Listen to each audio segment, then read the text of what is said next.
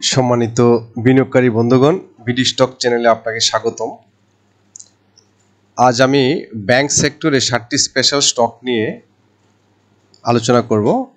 তো আলোচনার শুরুতেই আমার বিডি স্টক চ্যানেলটাকে সাবস্ক্রাইব, লাইক, কমেন্ট, শেয়ার করার জন্য বিশেষ অনুরোধ করব, কারণ আপনার একটা শেয়ারের মাধ্যমে অন্যান্য আরও বিনিয়োগকারী জানতে পারবে।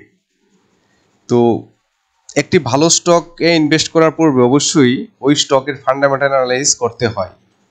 তো ফান্ডামেন্টাল অ্যানালাইসিস করার জন্য বেশ কিছু প্যারামিটার বা ফ্যাক্টর আছে। তার মধ্যে ডেপথ অফ ইকুইটি অন্যতম, বিশেষ করে ব্যাংক সেক্টরের স্টকগুলোর ক্ষেত্রে। এই ডেপথ অফ ইকুইটি এর উপর বেস করে ব্যাংক সেক্টরের 7টি স্টক নিয়ে আলোচনা বা অ্যানালাইসিস করব এবং দেখব যে কোন ব্যাংকে বিনিয়োগ করে, বিশেষ করে লং টার্মের ক্ষেত্রে আপনার ইনভেস্টমেন্ট সিকিউর হবে। তাই এই আলোচনাটি খুব গুরুত্বপূর্ণ হতে যাচ্ছে। তো আপনাদেরকে রিকোয়েস্ট করব না টেনে সম্পূর্ণ ভিডিওটি দেখার জন্য। তো প্রথমেই আমি আপনাদের সঙ্গে যে ব্যাপারটা ডিসকাশন করতে, সেটা হচ্ছে যে ব্যাংক সেক্টরের টোটাল আরএসএটা আমি দেখতে চাচ্ছি। সেটা হচ্ছে যে আমরা আরএসএটা কিন্তু আমাদের এখানে যেটা মিন করতেছে সেটা কিন্তু হচ্ছে পজিটিভ।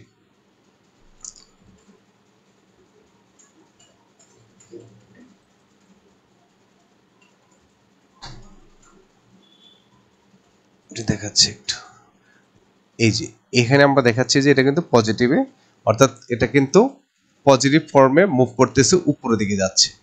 তো আর আরেকটা আমি একটু করে নেই।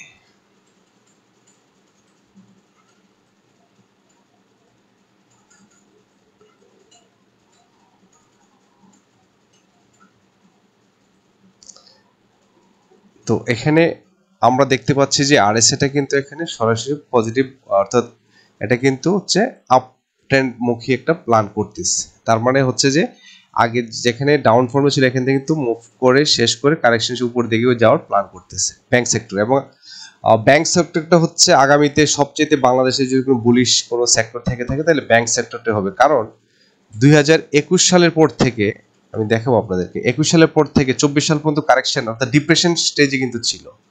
এখন কিন্তু ডিপ্রেশন স্টেজ শেষ করে সে কিন্তু আপ ট্রেন্ড যাওয়ার প্ল্যান করতেছে। এই যে দেখেন, এখানে যদি আমরা একটু ভালোভাবে ফোকাস করি দেখবো যে ডাউন ট্রেন্ড কিন্তু এসে কিন্তু এখানে লেভেল হয়ে, তার মানে হচ্ছে যে এখন কিন্তু আপ ট্রেন্ড হওয়ার একটা প্ল্যান করবো, অর্থাৎ এখন কিন্তু সে উপরের দিকে প্ল্যান করার চেষ্টা করবে। এটা কিন্তু আমরা আরএসআইও কিন্তু অলরেডি এটা শো করতেছে। এটা হচ্ছে পজিটিভ মুভমেন্ট, অর্থাৎ একটা সুইং ট্রেড করার জন্য, অর্থাৎ জাস্ট তার বর্তমান পজিশন থেকে সে চেঞ্জ হয়ে আপ ট্রেন্ডে যাওয়ার যে প্ল্যান করতে তার একটা নমুনা দেখতে পেলাম আমরা। এবং সদ্য গত বৃহস্পতিবার যে ইন্ডেক্সটা এখানে প্যাটার্ন শো, এখানে কিন্তু স্পষ্ট মনে হচ্ছে যে এখানে কিন্তু বায়ারদের আধিক্য অনেক বেশি এবং এটা কিন্তু একটা চেঞ্জ অফ ওয়ে, আমাদের ট্রেন্ডটাকে চেঞ্জ করার যে নির্দেশন সেটা কিন্তু হচ্ছে ইন্ডিকেট করে এই ক্যান্ডেলটা। তো এই ক্ষেত্রে কি আমরা ধরে নিতে পারবো আগামীকালকে পজিটিভ ট্রেন্ডে থাকবে, যার ফলে হচ্ছে এই আমরা যে এমএসির হিস্টোগ্রাম বারটা কিন্তু আমরা আস্তে আস্তে এখান থেকে লাইট হয়ে কিন্তু সে উপরের দিকে মুভমেন্ট করার একটা প্ল্যান করবে। এটা টেকনিক্যালি বোঝা যাচ্ছে এখানে। আর আরেকটা মেসেজ আমি যেটা বলছিলাম আপনাদেরকে শেয়ার করবো, সেটা হচ্ছে যে সর্বশেষ আপ ট্রেন্ড আসছিল ফেব্রুয়ারির 24 সালে আসছিল আপ ট্রেন্ড, আর এখন হচ্ছে তার একটা লাস্ট তার যে হায়ার হাইটা ক্লোজ করেছিল 11 অগাস্ট, অর্থাৎ ফেব্রুয়ারি থেকে অগাস্ট, মানে প্রায় 6 মাস, ফেব্রুয়ারি, মার্চ, এপ্রিল, মে, জুন, জুলাই, অগাস্ট। তো এখানে কিন্তু একটা ভালো একটা পিক। তো নেক্সট পিকটা কিন্তু এর চেয়ে বেশি হবে, নেক্সট যে পিকটা হবে এটা কিন্তু এর চেয়ে বেশি হবে এবং একটা ধারণা যে এই লেভেল পর্যন্ত মিনিমাম, অর্থাৎ 19.9 এই পয়েন্ট পর্যন্ত কিন্তু তার যাওয়ার যথেষ্ট সম্ভাবনা আছে। আর কারেকশনের ব্যাপারটা যেটা আমি আপনাদেরকে আগে মেনশন করেছিলাম, সেটা হচ্ছে এখানে কিন্তু দেওয়া হয়েছিল সর্বশেষ যে টপ ভ্যালুটা ছিল 17, তারপরে ছিল হচ্ছে 21, তারপরে ছিল হচ্ছে 21, এই যে এখানে এটা হচ্ছে 19 আর এলে 21, অর্থাৎ 21 সালে কিন্তু প্রথমে দেওয়া হচ্ছিল এই জায়গায় হচ্ছে, আর এই যে 21। তাহলে আমরা যেটা দেখতে যাচ্ছি এখন যে 21 সালের এই যে 21 সালে যদি আমরা দেখি এই 21 সালের পর থেকে কিন্তু আর কিন্তু আপ ট্রেন্ডে যায়, এই লেভেল কিন্তু টাচ করতে পারে না। এখন 21 সাল থেকে কারেকশন হয়ে হয়ে হয়ে হয়ে কিন্তু এই লেভেল পর্যন্ত অর্থাৎ 2024 জুন পর্যন্ত কিন্তু কারেকশন হয়ে শেষ হয়ে এখন নতুন করে কিন্তু একটা হায়ার হাই ক্রিয়েট করার কিন্তু প্ল্যান করতেছে। এই যে একটা হায়ার হাই করলো, এখানে আরেকটা, এখন কিন্তু তার আপ ট্রেন্ডের সময়। সেই জন্য নেক্সটে ব্যাংক সেক্টরটা কিন্তু একটা বুমিং সেক্টর হবে, কারণ হচ্ছে অলরেডি ব্যাংক সেক্টরে কিন্তু সরকার কিন্তু একটা রিফর্ম করছে। যেসব ব্যাংকগুলাতে বিনিয়োগ করে আটকে ছিল বা বিভিন্ন কারণে ঋণের কারণে অযাচিতভাবে লোন নেওয়ার কারণে কিন্তু ব্যাংক খাতগুলো কিন্তু অংশের দ্বারপ্রান্তে চলে গেছিল। তো এখন ব্যাংক রিফর্ম হচ্ছে, ব্যাংকের সংস্কার চলছে, যার ফলে অনেকে কিন্তু ব্যাংকের প্রতি কিন্তু একটা পজিটিভ ধারণা নিচ্ছে এবং অনেকে কিন্তু আবার ফিরে আসছে। যে ইনভেস্ট করার ছিল ব্যাংকে, সেই ইনভেস্টটা কিন্তু উঠে নিয়ে এসেছিল, এখন কিন্তু আবার নতুন করে ব্যাংকে কিন্তু জমা রাখতে শুরু করছে। কারণ ব্যাংকের যে অ্যাকচুয়াল যে আইনের যে শাসন, সেটা কিন্তু প্রতিষ্ঠিত হওয়ার নমুনা দেখতে পাচ্ছি। এই জন্য কিন্তু ব্যাংকের সেক্টরটা কিন্তু এখন বুমিং হওয়ার চান্স। কারণ এতদিন ধরে যারা সংশয় ছিল যে তার আমানতটা ঠিক থাকবে কিনা, এখন কিন্তু সেই ধারণাটা মানুষের মাঝে নাই, কনফিডেন্সটা ফিরে আসছে এবং বিদেশি বিনিয়োগকারীও ফিরে আসছে, নতুন করে ইনভেস্ট করতেছে, সব দিক থেকে পজিটিভ। সেই জন্য আমাদের ধারণা যে আগামীতে যে ব্যাংক সেক্টরটা কিন্তু যথেষ্ট প্রমিজিংলি সে মুভ করবে এবং তার কিন্তু এখন কিন্তু তার শুধু সামনে এগিয়ে যাওয়ার, কারণ এই লোয়ার লো কিন্তু করে ফেলছে অলরেডি। এই জায়গায় তার লোয়ার লো কিন্তু করে ফেলছে, এই লেভেলে এসে কিন্তু সে লোয়ার লো করে ফেলছে। লোয়ার লো করার পর এখন কিন্তু সে এখন কি করবে, আপ ট্রেন্ড যাওয়ার একটা প্ল্যান করবে এবং সেটাই সে করতেছে। তো সেই ক্ষেত্রে আমার ধারণা, যদি আপনাদের মাঝে কেউ যদি লং টার্মে বিনিয়োগ করার প্ল্যান করে থাকেন ব্যাংক সেক্টরে, তাহলে আমার মনে হয় ব্যাংক সেক্টর নিয়ে আপনারা প্ল্যান করতে পারেন। আর সেই উদ্দেশ্যে আমি ব্যাংক সেক্টর থেকে 60টি স্পেশাল স্টক নিয়ে আপনাদের সঙ্গে ডিসকাশন করব এবং সেই ডিসকাশন আপনারা দেখতে পারবেন যে আসলে কোন ব্যাংকটি হচ্ছে সবচেয়ে আপনার জন্য সুইটেবল। যে আমি প্রথমেই বলেছিলাম যে ব্যাংকিং সেক্টরের অনেকগুলো ফ্যাক্টর কাজ করে, বিশেষ করে ফান্ডামেন্টালের জন্য, যেমন মার্কেট ক্যাপিটাল, তারপরে PE, EPS, dividend yield, NAV, total share, long term loan, short term loan, এইগুলো আমরা নিয়মিত জানি। কিন্তু আরেকটা হচ্ছে ব্যাংকের ক্ষেত্রে, ব্যাংক যেহেতু লোন নিয়ে কাজ করতে হয়, সেক্ষেত্রে হচ্ছে ডেপ্ট অফ ইকুইটি। এই ডেপ্ট অফ ইকুইটি যে ব্যাংকের সবচেয়ে কম থাকবে, অর্থাৎ স্ট্যান্ডার্ড হচ্ছে 1-এর নিচে, অর্থাৎ যার ডেপ্ট অফ ইকুইটি হচ্ছে 1 হবে, সেই ব্যাংকটাই হচ্ছে সবচেয়ে আপনার সেফ, আপনার বিনিয়োগ সিকিউর থাকবে এবং এখান থেকে আপনি নিশ্চিন্তে একটা ভালো প্রফিট আশা করতে পারেন। লং টার্মে যদি রেখে দিবেন, আপনার কিন্তু ঠিকই আপনি ভালো প্রফিট পাবেন। তো ডেপ্ট অফ ইকুইটি আসলে এটা কিভাবে নির্ণয় করে? এটা হচ্ছে যে আপনার এই প্রতিষ্ঠানের টোটাল লোন, অর্থাৎ short term loan, long term loan, other যে পেয়েবল, যে ফিক্সড যে পেয়েবল থাকে না কিছু, যে মান্থলি এত টাকা করে প্রতি মাসে দিতে, বছর দিতে হবে, এই টোটাল লোনটাকে ধরা হয়, এটা হচ্ছে টোটাল ডেপ্ট। এই টোটাল ডেপ্টকে যদি আপনি তার টোটাল শেয়ার ইন ইকুইটি, অর্থাৎ টোটাল তার ন্যাব দিয়ে, যদি তার সম্পদ দিয়ে, যদি ইকুইটি দিয়ে যদি তার ভাগ করেন, তার টোটাল ইকুইটিতে ভাগ করার পর যে রেজাল্ট আসবে, সেটা যদি হচ্ছে <1 হয়, তাহলে সেটা হচ্ছে গুড। আর যদি 1-এর উপর যেতে তাহলে কিন্তু ততটা রিস্ক বেড়ে যায়। ঠিক তেমনি একটা স্টক হচ্ছে শাহজালাল ইসলামী ব্যাংক, যেখানে আপনার লোন এবং তার ইকুইটি দিয়ে ভাগ করার পর হচ্ছে জিরো। তার লোন তো জিরো, লোন যদি জিরো হয় তাহলে অটোমেটিক্যালি কিন্তু এখানে তার ইকুইটি কিন্তু ডেপ্ট ইকুইটি জিরো থাকে এবং তার মার্কেট প্রাইস হচ্ছে 19 টাকা। এখন আমরা তার ফান্ডামেন্টালটা একটু ভালো করে দেখি। তার মার্কেট ক্যাপিটাল 2114.64 crore, এটা হচ্ছে স্মল ক্যাপ। তার পি রেশিওটা হচ্ছে 3.67, মানে হচ্ছে আপনি এই স্টকে 1 টাকা আর্ন করতে গেলে মাত্র 3 টাকা 67 পয়সায় খরচ করতে হবে, এখানে ইনভেস্ট করতে হবে আপনাকে। এবং তার ইপিএসটা হচ্ছে 5.18, তার ডিভিডেন্ড হচ্ছে ক্যাশ ডিভিডেন্ড 14% এবং ডিভিডেন্ড ইল্ড 7.37%। এই ডিভিডেন্ড ইল্ড 7.3% কেন আসছে? কারণ হচ্ছে তার 14% ক্যাশ ডিভিডেন্ড দেওয়ার কারণে এবং তার মার্কেট প্রাইস। তার ন্যাব হচ্ছে এখানে 22 টাকা 22.36 ন্যাব, আর হচ্ছে মার্কেট প্রাইস 19 অনলি। এই টোটাল মিলেস এবং তার টোটাল শেয়ার হচ্ছে 111.30। এই টোটাল যে প্যারামিটারগুলো শো করে দেখা যাচ্ছে যে শাহজালাল ইসলামী ব্যাংক, আপনি যদি এখানে বিনিয়োগ করেন তাহলে কম টাকায় কিন্তু আপনার আর্নিংটা খুব ভালো আসে, যেহেতু তার লোন নেই এবং সে কোনো স্টক ডিভিডেন্ড দেয় না, জাস্ট ক্যাশ ডিভিডেন্ড, তার ফলে তার কোনো ফ্রি ফ্লোট শেয়ারও কিন্তু বাড়তেছে না। এবং ডিভিডেন্ড ইল্ড হচ্ছে 7.37%, যেখানে আমরা স্ট্যান্ডার্ড ধরি 2 to 6%, সেখানে অ্যাবাভ আছে। কিন্তু জেনারেলি স্ট্যান্ডার্ড হচ্ছে ডিভিডেন্ড ইল্ডে 2 to 6, বাট সেখানে 7.37%। আপনি চমৎকার একটা ইল্ড এখানে কিন্তু শো করে, তার মানে হচ্ছে আপনি সিকিউরলি একটা আপনি এখানে লং টাইমের জন্য বিনিয়োগ করলে ভালো একটা রেভিনিউ আপনার মানে আপনার ইনভেস্টার ক্ষতি হবে না, বাট আপনি লাভবান হবেন, লুজার হবেন না, but you will be gainer.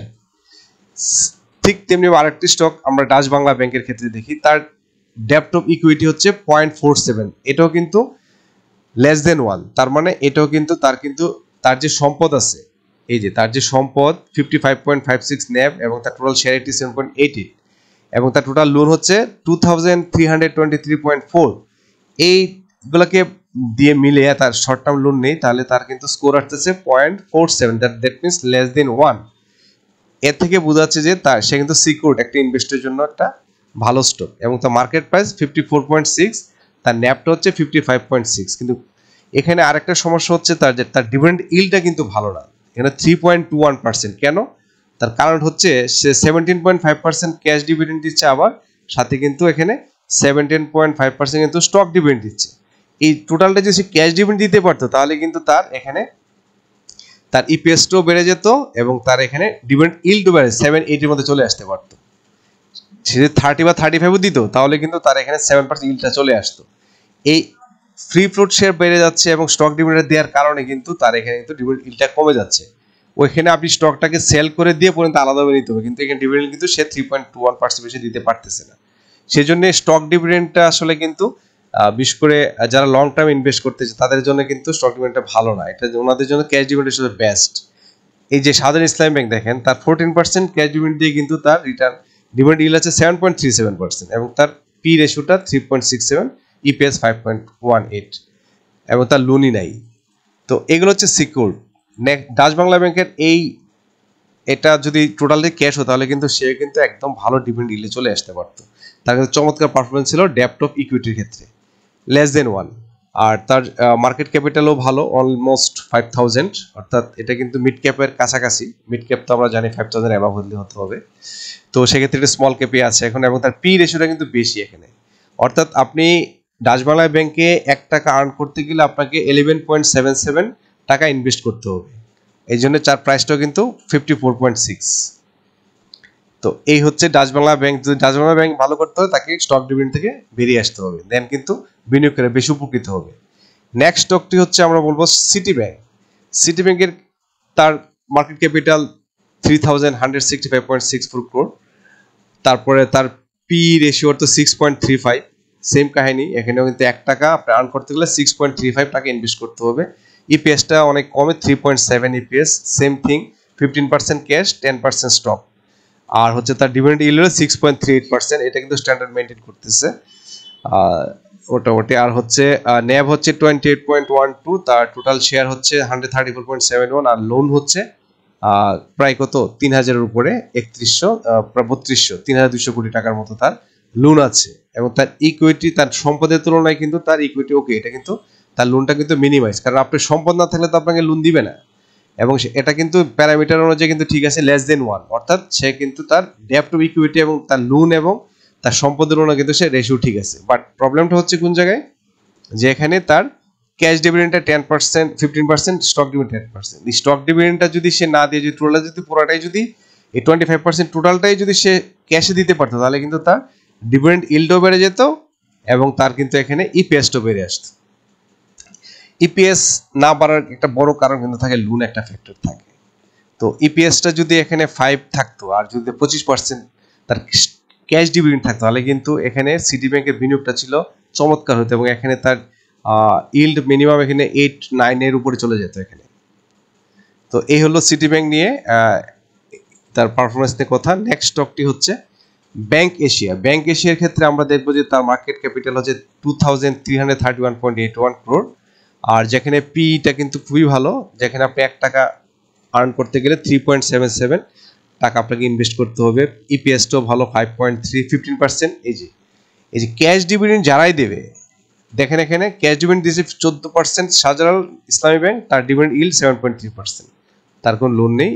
এটা সিমিলারলি ব্যাংক এসে দেখেন 100% ক্যাশ ডিভিডেন্ড দিচ্ছে 15%, এবং তার ইপিএসটাও ভালো আসছে। এখানে ইপিএস 5.9, এখানে 5.3, এখানেও কিন্তু 15% ক্যাশ ডিভিডেন্ড, এবং তার কিন্তু ডিভিডেন্ড ইল্ড কিন্তু 7.5% বেড়ে যাচ্ছে।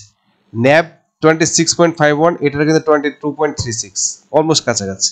এখানে 111.30 ক্রোর টোটাল শেয়ার, এখানে হচ্ছে 116.59 ক্রোর, অলমোস্ট কাছাকাছি।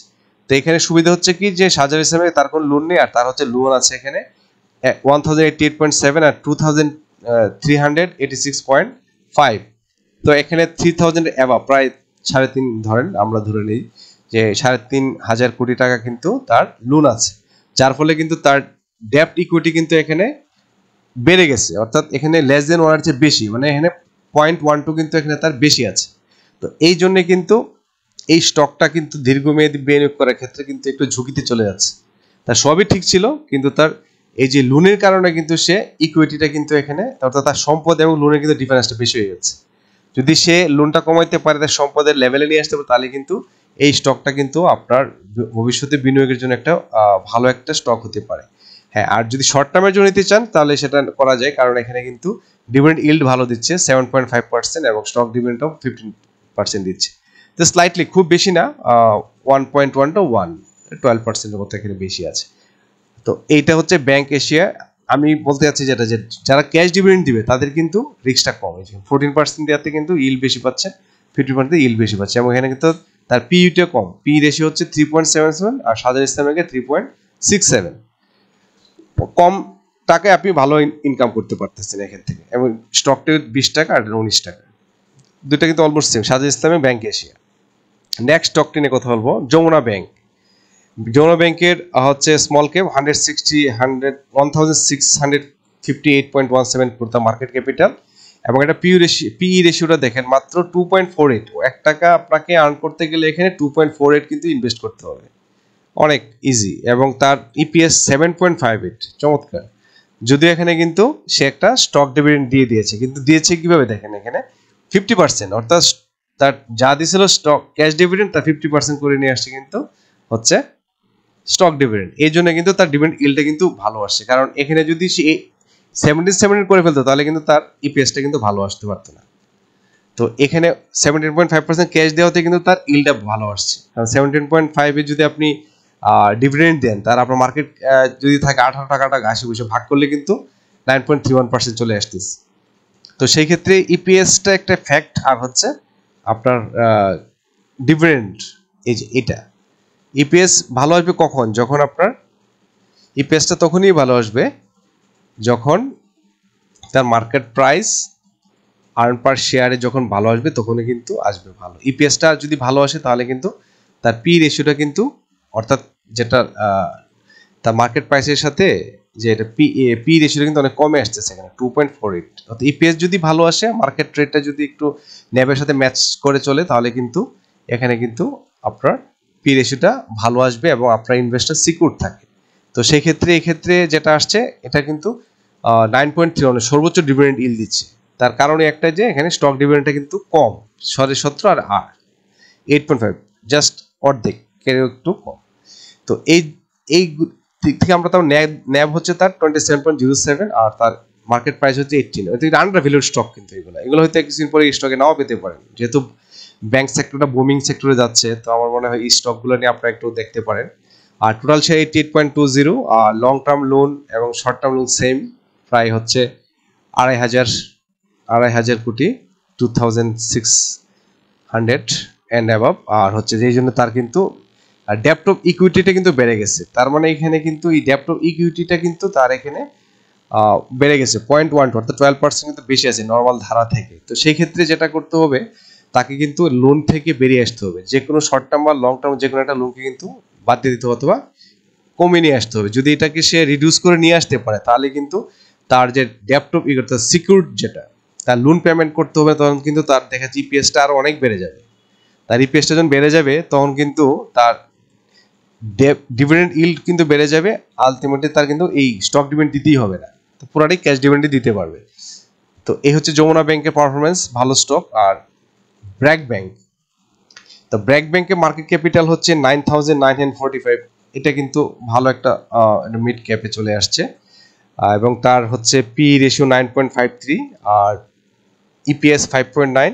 এখানে কিন্তু 10% and 10%, স্টক ডিভিডেন্ড 10% আর ক্যাশ ডিভিডেন্ড হচ্ছে 10%, তার ডিভিডেন্ড ইল্ড 1.7%। সেম ফর হচ্ছে ডাচ বাংলা ব্যাংক। যেমন ডাচ বাংলা ব্যাংক এখানে 3.2% দিচ্ছিল, এখানে 1.7। কেন? যে সেম দেওয়ার কারণে। অর্থাৎ ডিভিডেন্ড যদি আপনি ভাগ করে ফেলেন তাহলে কিন্তু আপনার ইল্ড কিন্তু কমে যাচ্ছে। তো সেইভাবে স্টক ডিভিডেন্ড যদি আপনি দেন তাহলে কিন্তু এটা বিনিয়োগকারীদের উপর কিন্তু একটা চাপ চলে আসে, তারা কিন্তু সঠিক ডিভিডেন্ডটা কিন্তু ইল্ডটা পাচ্ছে না এখানে। আর হচ্ছে এখানে তার ন্যাব হচ্ছে 39.95, কিন্তু তার দেখেন এখানে শেয়ার প্রাইস হচ্ছে 50, কিন্তু ওভার প্রাইস, কিন্তু এগুলো ওভার ভ্যালুড, এই শেয়ারগুলো হচ্ছে ওভার ভ্যালুড হয়ে আছে এখানে। কারণ ন্যাবের তুলনায় তার প্রাইসটা কিন্তু অনেক বেশি, তার ন্যাবকে বাড়াইতে হবে এখানে, এবং তার লোন কিন্তু অনেক হাই। এই যে শর্ট টার্ম, লং টার্ম এবং ন্যাব এই স্কোর করে দেখা যাচ্ছে 1.52 ডেপ্ট অফ ইকুইটি, তার মানে এখানে 0.52%, 0.52 কিন্তু বেশি, এখানে কিন্তু অনেক বেশি। তো যার ফলে এই ধরনের স্টকে কিন্তু লং টার্ম ইনভেস্ট করার ক্ষেত্রে আপনি কিন্তু চিন্তা ভাবনা করতে হবে, কারণ আপনাকে এইভাবে কিন্তু দেখেন 56.2% একটা মার্কেট প্রাইসের যদি 10% ডিভিডেন্ড দেয় তাহলে কি কেমন হয়? কারণ হচ্ছে তার তো যে সমস্যা হচ্ছে তার লোনটা অনেক বেশি নিয়ে আসে এখানে, এবং তার ডিভিডেন্ড ইল্ডও কিন্তু অনেক কম, 1.78%। যদি তার মার্কেট অনেক হাই, কিন্তু এখন তার এই যে 1 টাকা ইনকাম করতে গেলে ডাচ বাংলা ব্যাংক আপনাকে 9.53 টাকা কিন্তু আর্ন করতে হলে এখানে কিন্তু ইনভেস্ট করতে হবে।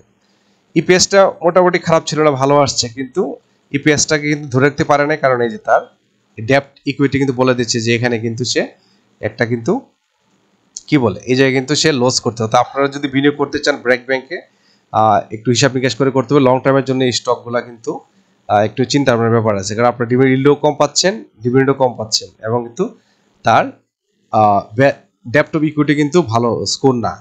তো সেই জন্যই এই স্টকগুলো কিন্তু লং টার্মের জন্য না, এগুলো হচ্ছে শর্ট টার্মের জন্য। তো আপনি এটা সুইং ট্রেড করতে পারেন, কিন্তু লং টার্মের জন্য এই স্টকগুলো ভালো হওয়ার কথা না, আপনি রিস্কে পড়ে যেতে পারেন। নেক্সট স্টকটি হচ্ছে ইস্টার্ন ব্যাংক। সেম 3599.07 ক্রোর হচ্ছে মার্কেট ক্যাপিটাল, তার পি রেশিও হচ্ছে 5.59 এবং তার ইপিএস হচ্ছে 4.74, এবং এখানেও সেম 50-50 করে ফেলছে স্টক এবং ক্যাশ ডিভিডেন্ড, যার ফলশ্রুতিতে তার ডিভিডেন্ড ইল্ডও কিন্তু কম, 4.72%। আর তার ন্যাব হচ্ছে 31, ন্যাবের তুলনায় কিন্তু তার প্রাইসটা ঠিক আছে। আর হচ্ছে প্রাইসটা ঠিক থাকার কারণে কিন্তু তার কিন্তু এখানে ইল্ডটা কিন্তু একটু ভালো আসছে। এটা যদি অনেক বেশি হয়ে যেত তাহলে কিন্তু তার ইল্ডটা কিন্তু তার কমে আসতো। তো ন্যাব আছে 31, এটা ওকে। আর হচ্ছে টোটাল শেয়ার হচ্ছে 135.81, আর লং টার্ম লোনটা কিন্তু হচ্ছে তার 6,864.7 ক্রোর, এটা অনেক হাই, যদিও তার শর্ট টার্ম লোন নেই।